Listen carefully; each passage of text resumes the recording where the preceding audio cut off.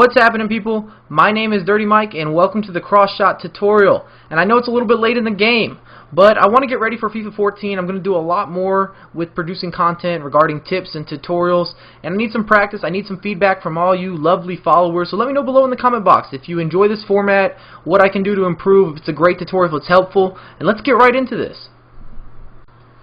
Alright, if you're on default controls and you're playing on the Xbox 360, we're talking about the actual cross button, so X, and for the PS3 users, it's going to be square. And this is an incredible useful technique that's very easy to implement into your gameplay, and it works extremely well in 50-50 opportunities. Before I get into the clips, let's talk about what I'm going to be demonstrating. Number one is a different animation. When you're using the cross button in order to score goals, it doesn't supply the same animation that you're used to seeing, and keepers don't react properly, and that's why it makes it very easy to finish in some awkward spots that you normally wouldn't be able to score goals. Number two, you get a natural lob when you use the cross button as opposed to the regular shoot. And last but not least, it actually produces a quicker movement. So sometimes your player will jump ahead and score a goal that he normally would not be able to make happen. In this first clip, I'm actually going to be using Arsenal. I'm lobbing it into the box. Podolski is waiting and the keeper's coming out. I can see that's going to happen. I need to hit this first time.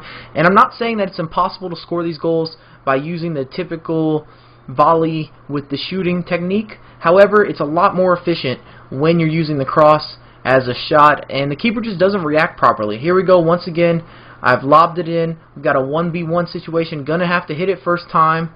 And wham bam, thank you ma'am. Keeper is out of position. He doesn't adjust well to me using a different button than what's registered in the game. Everyone uses shoot from that situation, and the keeper just doesn't react properly. It's almost a bug. It might be a mistake in the game, but that's not my fault. EA put it in there, and I'm going to use and abuse, and this has been something that carries over throughout the past 3 or 4 FIFA installments.